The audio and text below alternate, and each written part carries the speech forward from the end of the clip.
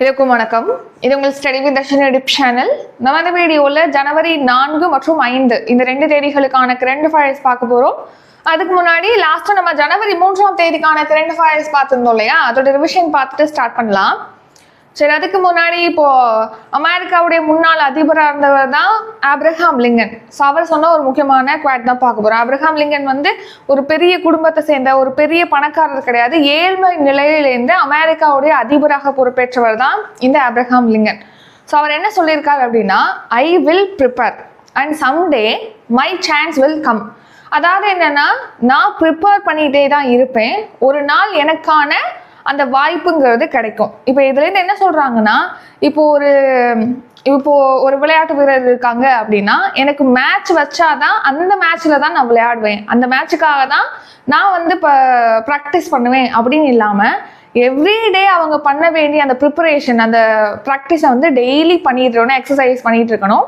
Finally அந்த match வந்து வருது இல்லையா, எவ்ரிடே மேட்ச் இருக்காது, எவ்ரிடே நீங்கள் அதுக்கான ப்ரிப்பரேஷன் தான் இருக்கணுமே தவிர, ஒரு நாள் மேட்ச் இருக்குது அன்னைக்கு நீ போய் விளையாண்ட அப்படின்னா நீ தான் வின் பண்ணணும்.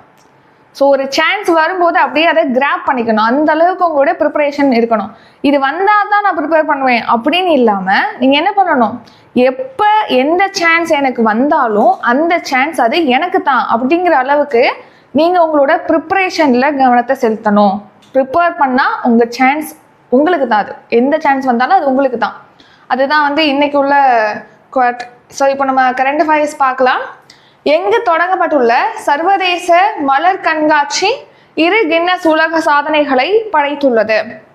ஸோ ஆன்சர் வந்து அகமதாபாத்.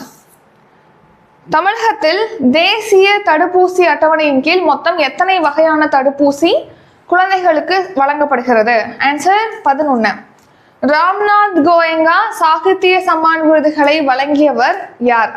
ஆன்சர் சிபி ராதாகிருஷ்ணன்.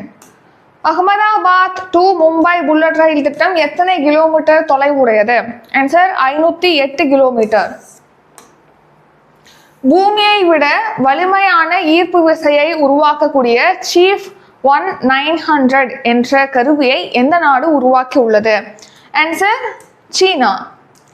பிரதான் மந்திரி மாத்ரு வந்தனா யோஜனா எப்போது தொடங்கப்பட்டது? ஆன்சர் 2017 ஜனவரி 1. 25,060 கோடி மதிப்பிலான ஏற்றுமதி ஊக்குவிப்பு திட்டம் எப்போது தொடங்கப்பட்டது? Answer 2025 November. வாரன் பஃபெட் கீழ்கண்ட எதுவுடன் தொடர்புடையவர்? ஆன்சர் தொழிலதிபர். உஸ்மான் கவாஜா கீழ்கண்ட எந்த விளையாட்டுடன் தொடர்புடையவர்? Answer cricket. இந்திய மகளிர் ஹாக்கி அணியின் தலைமை பயிற்சியாளராக நியமிக்கப்பட்டவர் யார்? ஆன்சர் வந்து ஜோர்ட் மரைன். ஆடவருக்கான 7வது ஹாக்கி இந்தியா லீக் போட்டியானது எங்கு தொடங்குகிறது? ஆன்சர் சென்னை. இப்போ இன்றைக்கான கரண்ட் அஃபேர்ஸ் பார்க்கலாம். ஜனவரி 4 மற்றும் 5 இந்த 2 தேதிகளுக்கான கரண்ட் அஃபேர்ஸ் பார்க்கலாம். ஃபர்ஸ்ட் வந்து இம்பார்ட்டன்ட் டே, அதாவது வேர்ல்டு பிரைலி டே, உலக பிரைலி தினம் அப்படிங்கிறத நம்ம ஜனவரி 4th செலிப்ரேட் பண்ணுறோம், ஜனவரி 4ஆம் தேதி. ஸோ பிரைலி அப்படின்னா, இப்போ நம்ம தமிழ்நாட்டில் வந்து அதிகமாக தமிழ் தான் பேசுவோம், தமிழ் எழுத்துக்களை எழுதுவோம், அதை இன்னொருத்தவங்க படித்தா அவங்களுக்கு புரியும்.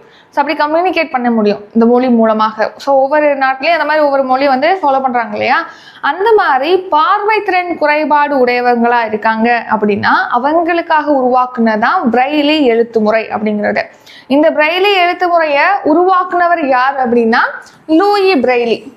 ஸோ இந்த லூயி பிரைலியுடைய பிறந்த நாளான ஜனவரி 4ஆம் தேதியை தான் நம்ம என்ன டேவை செலிப்ரேட் பண்ணுறோம்? உலக பிரைலி தினமாக செலிப்ரேட் பண்ணுறோம்.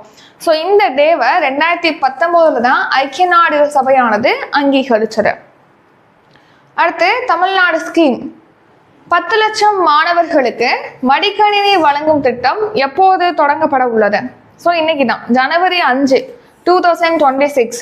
ஸோ மொத்தமாக வந்து 20 லட்சம் மாணவர்களுக்கு மடிக்கணினி வழங்கணும்னு சொல்லிட்டு இந்த நிதியாண்டுக்கான பட்ஜெட்டில் அறிவிச்சிருப்பாங்க, தமிழ்நாடு பட்ஜெட்டில். அதில் இந்த நிதியாண்டில் 10 லட்சமும் அடுத்த நிதியாண்டில் 10 லட்சம் லேப்டாப்பும் வழங்கப்படும் சொல்லியிருப்பாங்க. கல்லூரி படிக்கக்கூடிய மாணவர்களுக்கு 20 லட்சம் லேப்டாப் வழங்கப்படும். அதில் இப்போ முதல் கட்டமாக 10 லட்சம் லேப்டாப் வழங்கும் திட்டத்தை இன்னைக்கு ஜனவரி 5ஆம் தேதி முதலமைச்சர் ஸ்டாலின் அவர்கள் தொடங்கி வச்சிருக்காங்க. ஸோ இதுக்கு முன்னாடி லேப்டாப் கொடுத்துட்டு இருந்தாங்க, இப்போ அந்த லேப்டாப் கொடுக்கறத ஸ்டாப் பண்ணிட்டாங்க, கொஞ்சம் வருஷமா நம்ம பார்த்துருப்போம். ஸோ அந்த மாதிரி இப்போ 10 லட்சம் மாணவர்களுக்கு மடிக்கணினி வழங்கும் திட்டத்தை சென்னை நந்தம்பாக்கம் வர்த்தக மையத்தில் ஜனவரி 5 முதலமைச்சர் ஸ்டாலின் அவர்கள் தொடங்கி வச்சிருக்காங்க. ஸோ மாணவர்களுக்குன்னு இந்த மாதிரி ஃப்ரீ லேப்டாப் கொடுக்கறது மட்டும் இல்லை, நிறைய ஸ்கீம் வந்து செயல்படுத்துறாங்க தமிழ்நாட்டில். ஃபர்ஸ்ட் பார்த்தீங்கன்னா தமிழ் புதல்வன் திட்டம், அதுக்கு முன்னாடி புதுமை பெண் திட்டம். ஸோ 6 to 12 வரைக்கும் கவர்மெண்ட் ஸ்கூல்லே படிச்சுட்டு போய் கல்லூரியில் உயர்கல்வியில் போய் ஜாயின் பண்ணுறாங்க மாணவிகள்னா மந்த்லி 1000 ரூபி அவங்களுக்கு கொடுக்குறாங்க. அதே மாதிரி மாணவர்களாக இருக்காங்க கவர்மெண்ட் ஸ்கூலில் 6 to 12 படிச்சுட்டு போய் அதாவது காலேஜில் போய் ஜாயின் பண்ணுறாங்கன்னா, தமிழ் வழியில் படிக்கணும், தமிழ் மீடியமில் படிச்சுட்டு கல்லூரியில் போய் ஜாயின் பண்ணுறாங்கன்னா அவங்களுக்கு 1000 ரூபி கொடுக்குறாங்க. ஸோ இதில் தமிழ் புதல்வன் திட்டம் 2024 ஆகஸ்டில் லான்ச் பண்ணாங்க. நெக்ஸ்ட் புதுமை பெண் திட்டம்ங்கிறது 2022 செப்டம்பரில் லான்ச் பண்ணியிருப்பாங்க. அதுக்கடுத்து இது மட்டும் இல்லாமல் மாணவர்களுக்காக முதல் தலைமுறை பட்டமளிப்பு திட்டம், போஸ்ட் மெட்ரிக் உதவித்தொகை திட்டம், சமூக நீதி விடுதிகள் திட்டம் இதெல்லாமே செயல்படுத்துறாங்க.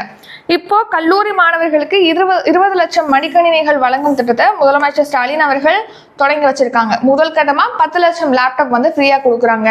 அதுல பாத்தீங்கன்னா செயற்கை நுண்ணறிவுக்கான 6 மாத சந்தா கட்டணம் இல்லாமையும் வழங்குறாங்க அதே லேப்டாப்ல.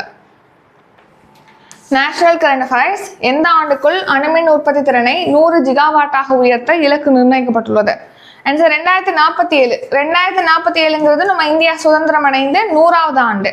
அந்த 2047 நம்ம இந்தியா வளர்ச்சி அடைந்த நாடாக மாறுறதுக்கும் டார்கெட் வச்சிருக்கோம். அதே 2047க்குள்ள அணுமின் நிலையங்கள் மூலமா 100 ஜிகாவாட் மின்சாரம் உற்பத்தி செய்யறதுக்கு டார்கெட் வச்சிருக்கோம். அதாவது இப்போ எதுக்கு அணுமின் நிலையங்கள் மூலமா மின்சாரம் உற்பத்தி செய்யணும், அதாவது இப்போ அணுமின் நிலையத்துக்கே நம்ம போகணும், 100 ஜிகாவாட் அதுலயே போகணும், இருக்கிறதே இருக்கட்டுமே அப்படின்னு நீங்க நினைக்கலாம். இப்போ அனல் மின் நிலையங்களை நிலக்கரியை யூஸ் பண்ணி நம்ம மின்சாரம் உற்பத்தி செய்யறோம். ஸோ அதனால கார்பன் டை ஆக்சைடு உள்ளிட்ட கார்பன் டை ஆக்சைடுங்கிற கரியமில வாயு உள்ளிட்ட பல்வேறு பசுமை இல்ல வாயுக்களானது ரிலீஸ் ஆகி வளிமண்டலத்தில் கலக்குது. அதனால பூமியானது வெப்பமடையுது, அதனால பருவநிலை மாற்றமானது ஏற்படுது. இதனால நிறைய பாதிப்புகளை சந்திக்க வேண்டியது இருக்குன்னு நம்ம பார்க்குறோம். அப்போ இந்த நிலக்கரியை வந்து நம்ம குறைக்கணும், நிலக்கரி பயன்பாட்டை குறைக்க வேண்டியது இருக்கு. அப்போ அனல்மின் நிலையங்கள் மூலமா மின்சாரம் உற்பத்தி செய்யறதை குறைச்சி மற்ற சோர்ஸை நம்ம பார்க்க வேண்டிய அவசியமானது இருக்கு. நம்ம ஏற்கனவே சோலார், அதாவது சூரிய ஆற்றல் மூலமா மின்சாரம் உற்பத்தி செய்யறோம், காற்றாலை மூலமா மின்சாரம் உற்பத்தி செய்யறோம், நீராற்றல் மூலமா மின்சாரம் உற்பத்தி செய்யறோம். இந்த வழியில இப்போ அணுமின் நிலையங்கள் மூலமா மின்சாரம் உற்பத்தி செய்யறதை இன்க்ரீஸ் பண்ணணும். ஏன்னா நமக்கு மின்சார தேவை அப்படிங்கிறது அதிகமா இருக்கு. 24 hours நமக்கு என்ன தேவைப்படுது, மின்சாரம் தேவைப்படுது. 1 மணி நேரம் கரண்ட் கட் ஆயிடுச்சுன்னா எந்த வேலையுமே பண்ண முடியாத அளவுக்கு அதுக்கு ஆப்டா ஒரு மாறிடுச்சு நம்மளோட சூழ்நிலை அப்படிங்கிறது. அப்போ அதனால அணுமின் நிலையங்கள் மூலமா 100 ஜிகாவாட் வரைக்கும் நம்ம மின்சாரம் உற்பத்தி செய்யறதுக்கு டார்கெட் வச்சிருக்காங்க. இதை நம்ம சும்மா இருந்தாலே 100 ஜிகாவாட் நமக்கு கிடைச்சிருமா? கிடைக்காது. அதுக்கு ஏதாவது ஒரு பிளான் பண்ணணும், அதுக்காக ஏதாவது ஒரு இம்ப்ளிமெண்ட் பண்ணணும் இல்லையா? அதுக்காக தான் சாந்தி பில் அப்படிங்கிறத கவர்மெண்ட் கொண்டு வந்திருப்பாங்க. அதாவது கவர்மெண்ட் மட்டும்தான் இப்போ அணுமின் நிலையங்கள் மூலமா மின்சாரம் உற்பத்தி செய்யறாங்க. இதுல பிரைவேட் செக்டாரையும் அலோவ் பண்றதுக்காக தான் சாந்தி பில் கொண்டு வந்து அது 2 அவைகள்லுமே நிறைவேற்றப்பட்டு குடியரசுத் தலைவர் திரௌபதி முர்மு அவர்களும் அதுக்கு ஒப்புதல் அளிச்சுட்டாங்கன்னு நம்ம பார்த்திருப்போம். இப்போ அணுமின் நிலையங்கள் மூலமா 8.7 ஜிகாவாட் தான் உற்பத்தி செய்யறோம். அதை 2047க்குள்ள 100 ஜிகாவாட்டா உயர்த்துறதுக்கு டார்கெட் இருக்கு. இப்போ அணுமின் நிலையங்கள்ல பிரைவேட் செக்டாரை கொண்டு வந்துட்டோம் அப்படின்னா ரொம்ப ரொம்ப நல்ல விஷயம், நிறைய நல்ல விஷயம் இருக்கு. நமக்கு 24/7, அதாவது 24 மணி நேரத்துக்கும் நமக்கு மின்சாரம் கிடைக்கும். இன்னொன்று, இந்த செமிகண்டக்டர் ஆலைகள், உருக்கு ஆலைகள் எல்லாம் வந்து சிறிய உலைகளை அவங்களே வச்சு அவங்களே வந்து அவங்களுக்கு தேவையான மின்சாரத்தை உற்பத்தி செஞ்சுக்கலாம். ஸோ இந்த மாதிரி நிறைய பெனிஃபிட் இருக்கு, நிறைய வேலை வாய்ப்புகள் அதனால அந்த துறையில உருவாகும். ஸோ இவ்வளோ பெனிஃபிட் இருக்குது. இதுல ஒரு முக்கியமான ஒரு விஷயம் இருக்கு. அணு உலைகள்ல ஏதாவது பாதிப்பு ஏற்படுது, அதாவது இப்போ அணு உலை வெடிச்சிருச்சு அப்படின்னா அங்கே மட்டும் இல்லாமல் அந்த கதிர்வீச்சு பாதிப்புனால பல வருஷம் அது தாக்கமானது ஏற்படும். அப்படித்தானே பெரிய பாதிப்பை ஏற்படுத்தும். அணு உலைகள் ஏதாவது பாதிப்பு ஏற்பட்டுருச்சு அப்படின்னா ஸோ அப்போ அந்த இழப்பீடு ஏற்படாமல் பாதுகாக்க வேண்டியது ஒரு விஷயம் இருக்கு. அந்த மாதிரி ஏதேனும் ஒரு சம்பவம் நடந்துச்சு அப்படின்னா அதுக்கு இழப்பீட்டு தொகை வழங்குறது அதுவும் ஒரு முக்கியமான விஷயமா இருக்கு. இதுக்கு முன்னாடி இந்த சட்டம், இப்போ சாந்தி பில் கொண்டு வந்து நிறைவேற்றி ஆக்டா மாத்திருக்காங்க. இதுக்கு முன்னாடி இந்த சட்டத்துல 3 சூழல்கள்ல இழப்பீடு கோரலாம் அப்படின்னு சொல்லி இருந்தது. என்ன அப்படின்னா, அணுமின் நிலையத்தை இயக்கக்கூடிய நிறுவனமும் அதுக்கான கருவிகள், இப்ப அணு உலைகள்லாம் விநியோகிக்கிறாங்களே அதுக்கான கருவிகளை விநியோகித்த நிறுவனமும் வெளிப்படையாக ஒப்பந்தம் மேற்கொண்டிருக்காங்க அப்படின்னா கோரலாம். அடுத்து கருவிகள்ல கோளாறு, இப்போ அங்க அணுமின் நிலையங்கள்ல கருவிகள் யூஸ் பண்றாங்களே அந்த கருவிகள்ல கோளாறு அல்லது அந்த கருவியை விநியோகிச்ச நிறுவனத்தினால அணுசக்தி பாதிப்பானது ஏற்பட்டிருக்கு அப்படிங்கிற டைம்ல நம்ம கோர முடியும். நெக்ஸ்ட், அணுசக்தினால பொதுமக்களுக்கும் பொது சொத்துக்களுக்கும் இழப்பீடு வரணும்னே வேணும்னே பிளான் பண்ணி செஞ்ச ஒரு ஆக்டிவிட்டியா இருக்கு அப்படிங்கிறதுக்காக உள்நோக்கத்தோட செயல்பட்டு இருக்காங்க அப்படின்னா இழப்பீடு கோர முடியும்னு சொல்லிட்டு ஒரு 3 இது இருந்தது. இப்போ புதிய சட்டத்துல இந்த செகண்ட் பாக்குறோம் இல்லையா, கருவிகள்ல கோளாறு அல்லது அந்த கருவிகளை விநியோகித்த நிறுவனத்தினால அணுசக்தி விபத்து ஏற்பட்டது அப்படிங்கிறத நிரூபிக்கப்பட்டுச்சு அப்படின்னா இந்த இதை வந்து எடுத்துட்டாங்க. இந்த மாதிரி இருந்துச்சுன்னா அதுக்கு இழப்பீடு கோரலாம் அப்படிங்கிறத எடுத்துட்டாங்க புதிய சட்டத்துல. ஏன்னா அதுக்கு முன்னாடி அமெரிக்கா, பிரான்ஸ் உள்ளிட்ட நிறுவனங்கள் அவங்களுடைய உலைகளை வந்து விநியோகம் செய்யறதுக்கு தயக்கம் காட்டிட்டு வந்தாங்க. அதனால இந்த புதிய சட்டத்துல அதை நீக்கி இருப்பதாகவும் சொல்லியிருக்காங்க. ஸோ இப்போ சாந்தி சட்ட மசோதா நிறைவேற்றினாங்க இல்லையா, சாந்திங்கிறதோட ஃபுல் ஃபார்ம் என்னன்னா sustainable harnessing and advancement of nuclear energy for transforming India. அதாவது இந்தியாவை மாற்றுவதற்கான அணுசக்தி நிலையான பயன்பாடு மற்றும் முன்னேற்றம், அதான் இந்த சாந்தி அப்படிங்கிறதோட ஃபுல் ஃபார்ம். ஸோ நெக்ஸ்ட், இப்போ இந்த புதிய சட்டத்துல பாத்தீங்கன்னா நம்ம சொன்னாலே அந்த கருவிகளால ஏற்படுது அப்படின்னா அதுல கோர முடியாது, இழப்பீடு கோர முடியாதுன்னு சொல்லிட்டு. இன்னொன்னு, இந்த கருவிகளை விநியோகிக்கக்கூடிய விநியோகஸ்தர் அப்படிங்கிற வார்த்தையுமே இதுல இடம்பெறலை அப்படின்னு சொல்லியிருக்காங்க. அடுத்து, அணுமின் உற்பத்தியில ஏதாவது விபத்து ஏற்பட்டுச்சு அப்படின்னா அதுக்கு சம்பந்தப்பட்ட நிறுவனங்கள் அதிகபட்சமா $300 மில்லியன் வரைக்கும் வழங்கணும் அப்படின்னும் அதுல இடம்பெற்றிருக்கு. ஃபர்ஸ்ட் வந்து அணுசக்தி மசோதாங்கிறது 1948ல அப்போது பிரதமர் இருந்த ஜவஹர்லால் நேரு அவர்களால் கொண்டு வரப்பட்டது. ஃபியூச்சருக்கு இது ரொம்ப இம்பார்ட்டன்ட், நம்மளுடைய வளர்ச்சி பாதைக்கு அணுசக்திங்கிறது ரொம்ப இம்பார்ட்டன்ட் அப்படின்னு சொல்லிட்டு கொண்டு வந்திருப்பாங்க. அடுத்து, நேஷனல் கரண்ட் அஃபேர்ஸ். சோம்நாத் ஆலையில் எந்த ஆண்டு முதல் படையெடுப்பு நடத்தப்பட்டது? ஆன்சர் 1026. ஸோ இப்போ என்ன வருஷம் இருக்கு, நம்ம 2026ல இருக்கோம். ஸோ 1026ல நடந்துச்சு, இப்போ 2026 ஆயிடுச்சு. ஸோ அப்போ எத்தனை வருஷம் கம்ப்ளீட் ஆயிருக்கு? 1000 இயர்ஸ் வந்து கம்ப்ளீட் ஆயிருக்கு. சோம்நாத் வந்து ஆலயமானது குஜராத்ல இருக்கு. சோம்நாத் ஆலயத்துல 1026ஆம் ஆண்டு ஃபர்ஸ்ட் டைம் படையெடுப்புங்கிறது கஜினி முகமதுனால எடுக்கப்பட்டது. ஸோ இப்போ அந்த முதல் படையெடுப்பு நடந்து இப்போ 1000 ஆண்டுகளானது நிறைவடைஞ்சிருக்கு. ஸோ படையெடுப்பு எடுத்தாங்க. அப்போ எப்படி அந்த கோவில் அழியாம இப்போ வரைக்கும் இருக்கா அப்படின்னா கிடையாது. அங்கே வந்து படையெடுப்பு எடுத்து அந்த கோவிலை அழிச்சிட்டாங்க. மறுபடியும் 1951ல சர்தார் வல்லபாய் படேல் அவர்களால் இந்த கோவில் மறுபடியும் கட்டியிருப்பாங்க. சரியா? சோம்நாத் ஆலய படையெடுப்பு 1026 ஜனவரியில கஜினி முகமதுனால எடுக்கப்பட்டது. இந்த சோம்நாத் ஆலயம் வந்து 12 ஜோதிர்லிங்க தலங்கள்ல முதல் ஜோதிர்லிங்க தலமாக இருக்கு. எங்க இருக்குன்னா குஜராத்ல பிரபாஸ் பட்டன்ல இருக்கு. ஸோ புண்ணிய ஸ்தலத்தின் மீது இந்த சோம்நாத் தலத்துல 2026ஆம் ஆண்டு 1026ல தாக்குதல் நடத்தினாங்க. 2026 ஆயிடுச்சு. ஸோ 1000 ஆண்டுகளானது நிறைவடைஞ்சிருக்கு. ஸோ இந்த கோவிலை எப்போ மறுபடியும் திறந்திருப்பாங்கன்னா 1951ல மே 11ல சர்தார் வல்லபாய் படேல் அவர்களால தான் இந்த கோவில் அமைக்கப்பட்டு திறக்கப்பட்டது. Next, national current affairs. எந்த சட்டத்திற்கு மாற்றாக புதிய வருமான வரி சட்டம் 2025 இயற்றப்பட்டது? ஆன்சர், வருமான வரி சட்டம் 1961. இந்த சட்டத்துக்கு மாற்றாக தான் புதிய வருமான வரி சட்டம் 2025ங்கிறத இயற்றிருப்பாங்க. இந்த சட்டம் இப்போ 2026 ஏப்ரல் 1லேருந்து இப்போ நெக்ஸ்ட் நிதியாண்டு ஸ்டார்ட் ஆகுது இல்லையா, அப்போலேருந்து இது அமலுக்கு வரும்னு சொல்லி தெரிவிச்சிருக்காங்க. இந்த வருமான வரி சட்டம் அப்படிங்கிறது எதுக்காகனா வருமான வரியை வசூலிக்கிறது, பிற நடவடிக்கைகள் தொடர்பான ஒரு சட்டம் தான் இந்த வருமான வரி சட்டம். மத்திய நேரடி வரிகள் வாரியத்தோட தலைவர் யாருன்னா ரவி அகர்வால். அடுத்து, தமிழ்நாடு கரண்ட் அஃபேர்ஸ். நாட்டிலேயே 2025ஆம் ஆண்டில் டெங்கு காய்ச்சல் பாதிப்பு அதிகமுள்ள மாநிலத்தில் முதலிடத்தில் உள்ள மாநிலம் எது? ஆன்சர், தமிழ்நாடு. ஸோ தமிழ்நாட்டை தான் 2025 போன வருஷம் அதிகமாக டெங்கு காய்ச்சல் பாதிப்பு அப்படிங்கிறது இருந்திருக்கு. பாதிப்பு அதிகம் தமிழ்நாடு. அதுவே உயிரிழப்பு, டெங்கு உயிரிழப்பு அப்படிங்கிறது கேரளால அதிகமாக இருக்கு. ஸோ அதாவது இப்போ அங்கங்கே தண்ணீர் தேங்குது இல்லையா, அந்த தண்ணீர்ல வந்து நிறைய அந்த ஏடிஸ் எஜிப்டை, இந்த டெங்கு பரப்பக்கூடிய ஏடிஸ் எஜிப்டை கொசுக்கள் உருவாக்கி இந்த நோய் பரவலுக்கு அது காரணமாக இருந்திருக்கு அப்படின்னு சொல்றாங்க. போன வருஷத்துல அதிகமா டெங்கு பாதிப்புங்கிறது தமிழ்நாட்டில் தான் பதிவாயிருக்கு. ஸோ ஃபர்ஸ்ட் இடத்துல வந்து தமிழ்நாடு இருக்கு. ஸோ தமிழ்நாட்டில் பார்த்தீங்கன்னா 20,866 பேர் வந்து டெங்குனால பாதிக்கப்பட்டிருக்காங்க. எதனால? சாலைகளில் தேங்கக்கூடிய நீர்ல நிறைய ஏடிஸ் எஜிப்டை கொசுக்கள் உருவாகி அதனால பாதிப்பு ஏற்பட்டிருக்கு. அடுத்து செகண்ட் பிளேஸ்ல மகாராஷ்டிரா, தேர்டு கேரளா, உத்தரப்பிரதேசம் ஃபோர்த்தில் இருக்கு. டெங்கு உயிரிழப்பு அதிகமாக உள்ள ஸ்டேட்னா அது கேரளா. தமிழ்நாடு ஸ்கீம் பொங்கல் பரிசு தொகுப்பு வழங்கும் திட்டம் எந்த ஆண்டு முதல் செயல்படுத்தப்பட்டு வருகிறது? ஆன்சர் 2008. ஸோ பொங்கல் அப்படின்னாலே பார்த்தீங்கன்னா இந்த ரேஷன் கார்டு வச்சுருக்காங்க இல்லையா, அவங்களுக்கு வந்து இந்த பொங்கல் பரிசு தொகை அப்படிங்கிறது, அதாவது பொங்கலுக்காக ஒரு தொகை அப்படிங்கிறது கொடுக்குறாங்க. ஏழை எளிய மக்கள் வந்து அந்த பொங்கலை சிறப்பாக கொண்டாடணும். ஏன்னா தமிழர் திருநாள் பொங்கல். ஸோ அதில் வந்து கஷ்டப்படக்கூடாதுங்கிறதுக்காக அதுக்கான பொருட்கள் கொடுக்குறாங்க. ப்ளஸ் இந்த ஒரு அமௌண்ட்டும் கொடுக்குறாங்க. இந்த மாதிரியான திட்டம் 2008 செயல்படுத்தப்பட்டு வருது. ஸோ இந்த வருஷம் பொங்கல் வருது இல்லையா, அதுக்காக 3000 ரூபாய் வழங்கப்படும் சொல்லிட்டு அறிவிச்சிருக்காங்க. ஸோ பொங்கல் பரிசு தொகுப்பு அனைத்து அரிசி குடும்ப அட்டைதாரர்கள், அப்புறம் இலங்கை தமிழர் மறுவாழ்வு முகாம்கள் இருக்கக்கூடிய குடும்பத்தினருக்கு 3000 ரூபாய் ரொக்க பரிசானது வழங்கப்படும் சொல்லிட்டு தெரிவிச்சிருக்காங்க. Next Tamil Nadu scheme. So question கொஞ்சம் வந்து மிஸ்டேக்கா இருக்கு, நான் சொல்றது மட்டும் கவனிங்க, கொஸ்டின் கவனிக்காதீங்க. புதிய டாக்ஸ் திட்டத்தின் கீழ் ஓய்வூதியதாரர்கள் இறந்துவிட்டால் அவருக்கு வழங்கப்பட்ட ஓய்வூதியத்தில் எத்தனை சதவீதம் குடும்ப ஓய்வூதியமாக வழங்கப்படும்? குடும்ப ஓய்வூதியம்.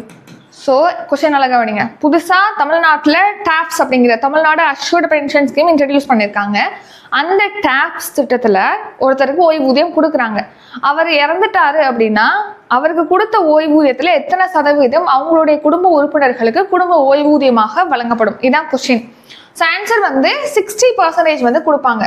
ஃபர்ஸ்ட் இந்த தமிழ்நாடால தொடங்கப்படக்கூடிய இந்த டாப்ஸ் திட்டம் தெரிஞ்சுக்கிறதுக்கு முன்னாடி பழைய ஓய்வூதிய திட்டம், புதிய ஓய்வூதியம் பற்றி நம்ம தெரிஞ்சுக்கணும். அப்படின்னா தான் இதை பற்றி நீங்கள் அண்டர்ஸ்டாண்ட் பண்ணிக்க முடியும்.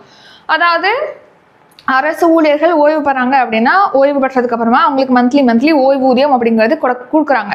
அப்படிதானே? இப்போ பழைய ஓய்வூதிய திட்டத்தில் நிறைய பெனிஃபிட் இருந்துச்சு. ஆனால் இப்போ இன்ட்ரடியூஸ் பண்ண புதிய ஓய்வூதிய திட்டத்தில் பெனிஃபிட் இல்லை.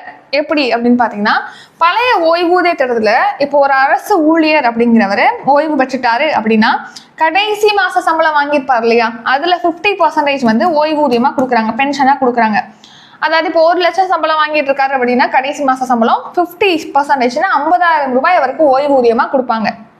இங்க எப்படின்னா கடைசியா ஒரு வருஷத்துல வாங்கியிருப்பாங்க இல்லையா, அந்த சம்பளத்துல அடிப்படை சம்பளத்துல 50% தான் கொடுப்பாங்க. அதுல பேசிக் சேலரி அப்படின்னு சொல்லிட்டு அந்த அடிப்படை சம்பளம் இருக்குல்ல, அந்த அடிப்படை சம்பளத்துல 50% வந்து இங்க கொடுப்பாங்க.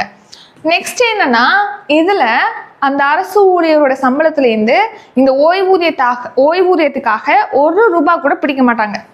ஸோ இங்க என்ன பண்ணுவாங்கன்னா 10% வந்து இந்த ஓய்வூதிய திட்டத்துக்காக அந்த அரசு ஊழியருடைய சம்பளத்துல இருந்து பிடிப்பாங்க. அடுத்து அரசோட பங்களிப்பு, இந்த முழு பங்களிப்புமே கவர்மெண்ட் தான் கொடுப்பாங்க. 100% கவர்மெண்ட் தான் இந்த ஓய்வூதியத்தை வழங்குறாங்க. இதுல கவர்மெண்டோட பங்களிப்புங்கிறது 14% குறைச்சிட்டாங்க. சரியா?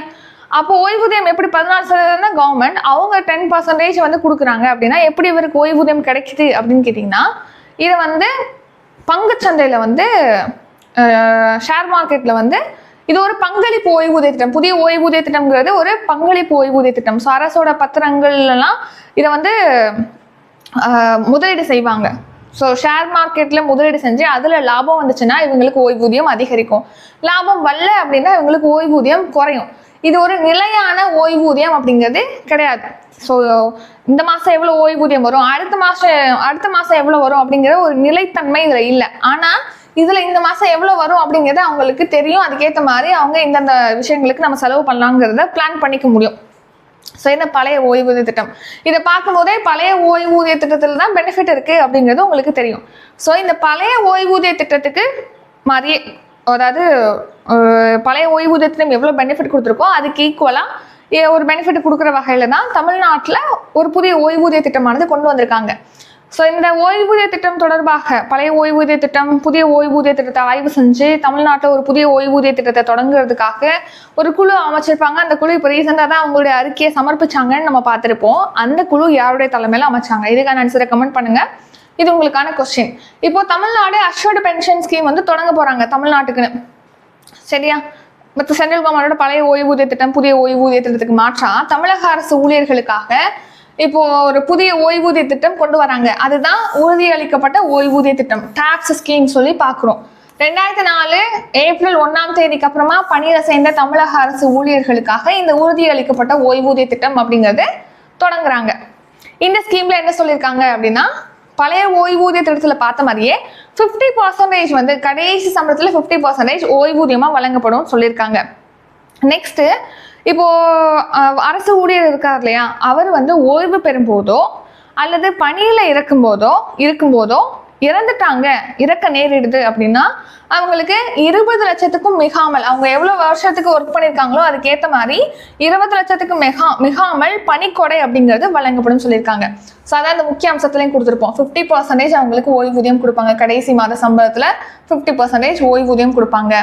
நெக்ஸ்ட் பாத்தீங்கன்னா, இப்போ 50% உறுதியளிக்கப்பட்ட ஓய்வூதியம் பெறக்கூடிய ஓய்வூதியதாரர்கள் அவங்களுக்கு அகவிலைப்படி உயர்வு அப்படிங்கிறது இருக்கும். பழைய ஓய்வூதிய திட்டத்திலுமே அகவிலைப்படி உயர்வு இருக்கும். அகவிலைப்படி உயர்வு அப்படின்னா என்னன்னா, இப்போ இந்த வருஷம் நம்ம ஒரு பால் பாக்கெட் வாங்குறோம், அது ஒரு ரேட்ல இருக்கு அப்படின்னா ஒரு 6 மாசம் கழிச்சு பாத்தீங்கன்னா அதோட ரேட் வந்து இன்க்ரீஸ் ஆகும். ஸோ அதே மாதிரி எல்லா பொருட்களுமே எடுத்துக்கிட்டிங்கன்னா ஒரு குறிப்பிட்ட டைம் பீரியட்ல அதோட ரேட் வந்து இன்க்ரீஸ் ஆகிட்டே இருக்கும். ஸோ அப்போ அந்த விலைவாசி உயர்வுக்கு ஏற்ற மாதிரி அவங்க கொஞ்சம் மேட்சப் பண்ணுறதுக்காக அகவிலைப்படியானது உயர்த்தி கொடுப்பாங்க. அவங்களோட சம்பளத்தில் ஒரு குறிப்பிட்ட பர்சன்டேஜை இன்க்ரீஸ் பண்ணுவாங்க. அதுதான் அகவிலைப்படின்னு சொல்லுவோம்.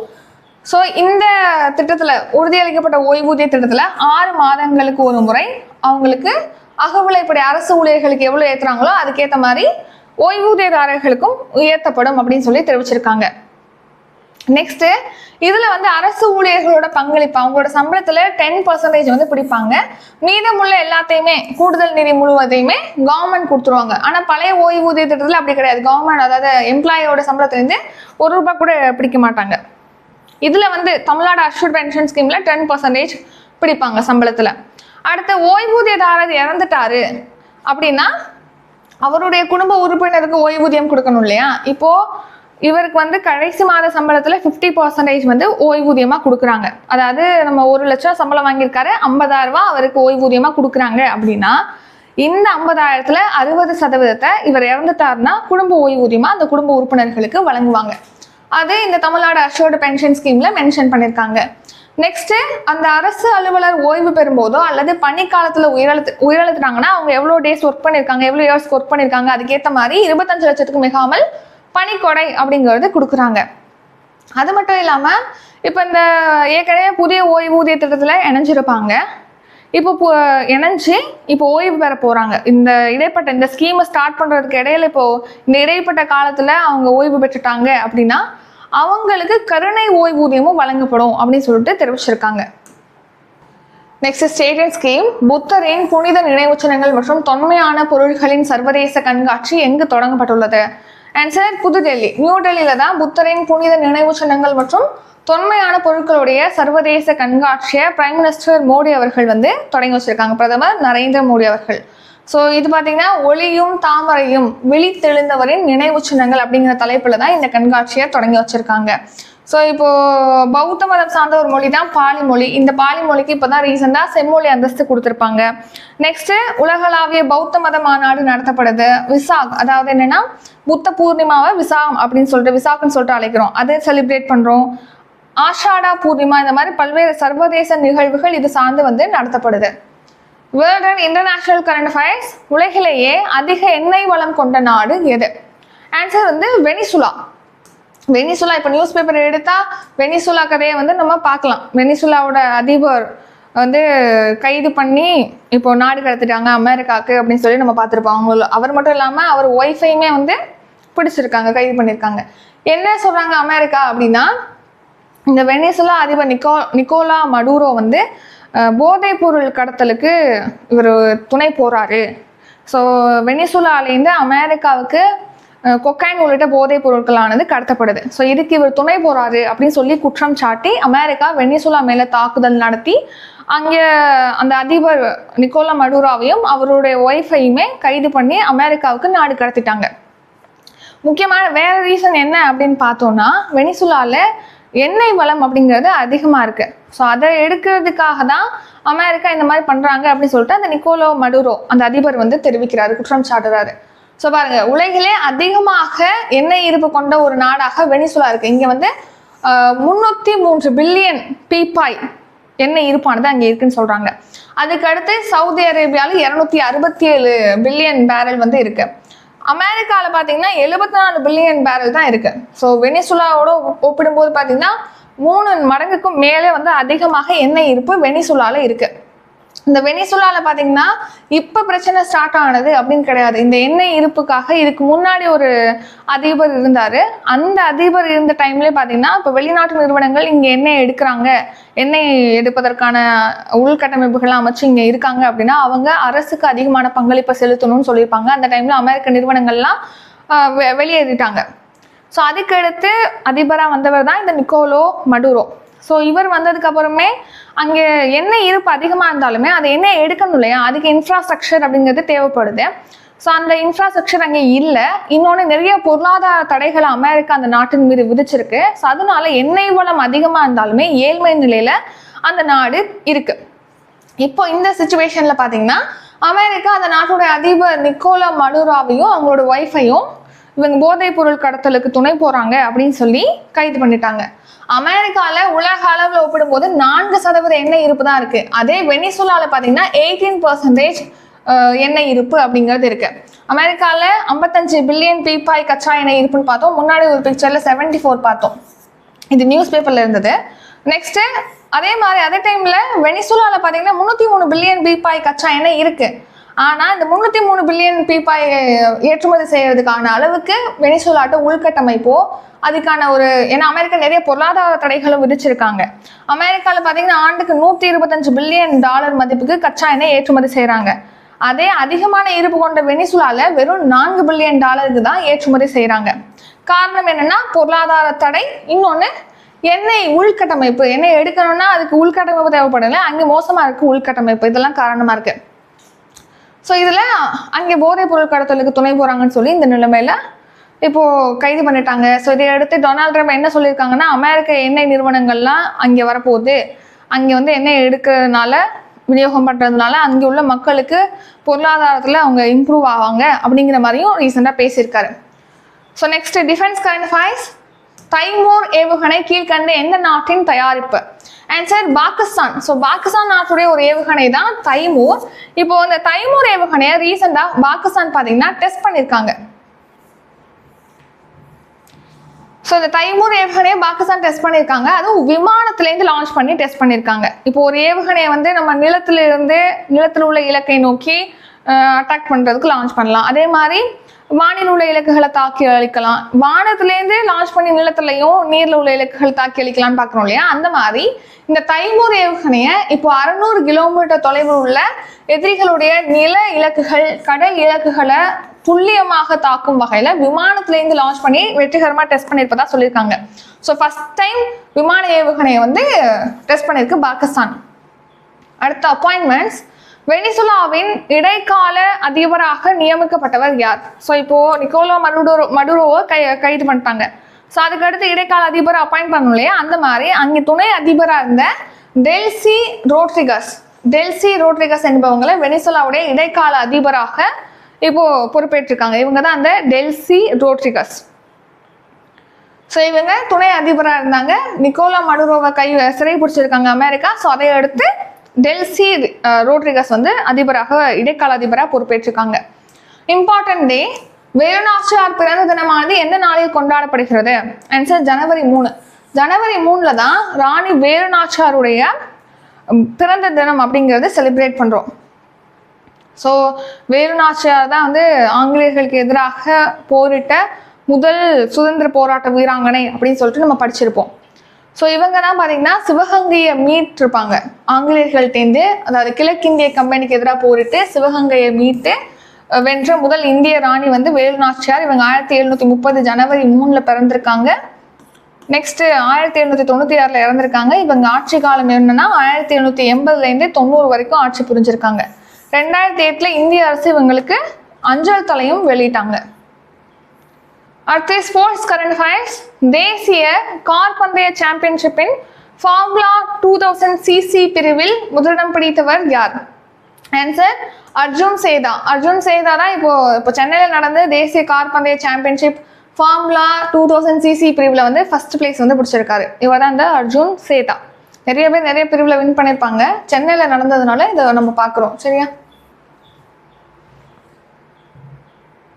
சரி, கவனிங்க. ஃபார்முலா 2000 சிசி பிரிவில் அர்ஜுன் சேதா வின் பண்ணியிருக்காங்க. 1600 சிசியில் வந்து சாய் சிவா சங்கரன் வந்து வின் பண்ணியிருக்காங்க.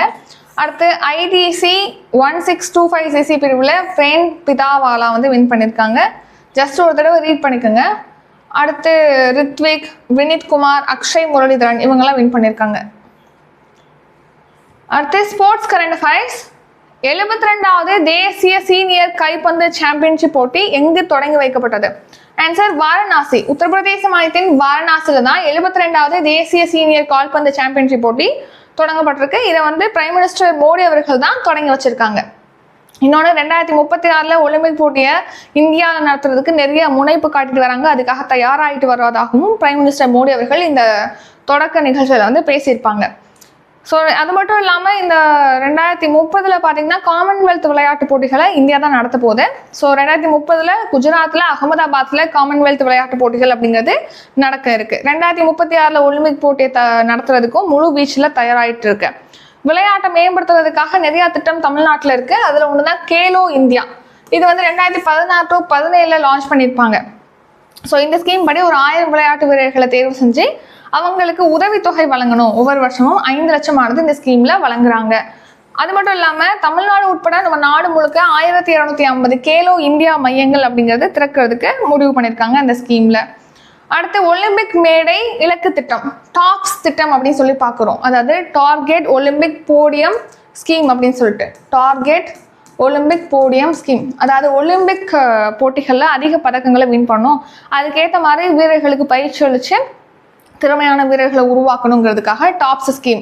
இந்த டாப்ஸ் ஸ்கீம்ல பார்த்தீங்கன்னா ஒலிம்பிக் பதக்கங்களை வெல்லும் வாய்ப்புள்ள விளையாட்டு வீரர்களை வந்து உருவாக்குறாங்க. 2028 அமெரிக்காவில் லாஸ் ஏஞ்சல்ஸ்ல ஒலிம்பிக் போட்டி நடக்க போகுது இல்லையா? ஸோ அதில் அதிகமான ஒலிம்பிக் பதக்கங்களை நம்ம வீராங்கனைகள் வின் பண்ணணுங்கிறதுக்காக மிஷன் ஒலிம்பிக் செல் வந்து லான்ச் பண்ணியிருக்காங்க விளையாட்டு அமைச்சகத்தின் சார்பில் இந்த டாப்ஸ் திட்டத்தின் கீழ். அதன்படி பார்த்தீங்கன்னா அந்த விளையாட்டு வீரர்களுக்கு நிதி உதவி கொடுக்கறது, இந்த மாதிரி பயிற்சி அளிக்கிறது, இந்த மாதிரியான ஒரு ஆக்டிவிட்டிஸ் அந்த இனிஷியேட்டிவ் ஆனது எடுத்திருக்காங்க.